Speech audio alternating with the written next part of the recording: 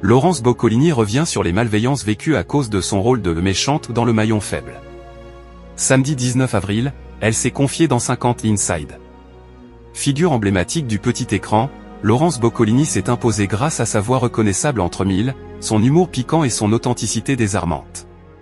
Elle a animé une multitude d'émissions, Money Drop, Je suis une célébrité, sortez-moi de là.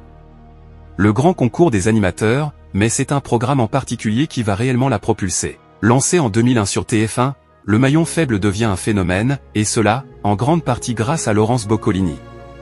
Avec ses célèbres phrases cinglantes, son regard sévère et sa répartie sans faille, elle incarne à la perfection la version française du format britannique. Son fameux « Vous êtes le maillon faible, au revoir » est devenu culte. Cependant, le jeu de fausse méchante qu'elle a dû endosser pour le jeu télévisé a souvent joué en sa défaveur. Samedi 19 avril, elle s'est confiée dans 50 Inside. Laurence Boccolini raconte un moment gênant au supermarché. Être célèbre n'a pas toujours que des bons côtés. La preuve avec cette histoire qu'a racontée Laurence Boccolini face à Isabelle Iturburu dans 50 Inside. L'incident est survenu alors qu'elle faisait ses courses, je continuais à aller au supermarché, c'était une obsession chez moi, commence l'animatrice. Elle pose alors son sac sur le caddie, et après avoir tourné la tête quelques secondes, elle se rend compte qu'il a disparu. S'ensuit alors un moment de solitude, là, je panique. Je me rappelle qu'il y avait des clients, ils riaient et j'entendais, mais c'est bien fait pour elle. Je me disais que c'était lourd, parce que je ne faisais rien de mal, déplore-t-elle en se rappelant ce douloureux souvenir.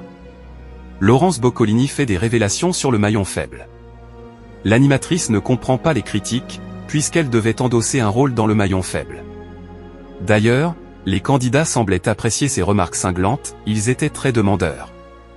Au bout d'1 an, 2 ans, 3 ans, je me calmais un peu, j'étais moins vindicative, se rappelle Laurence Boccolini. Mais cela ne semblait pas au goût des joueurs, après, quand ils sortaient, ils disaient au directeur de casting « je suis déçu, elle n'a pas été méchante avec moi. J'avais préparé des trucs pour lui répondre », conclut-elle.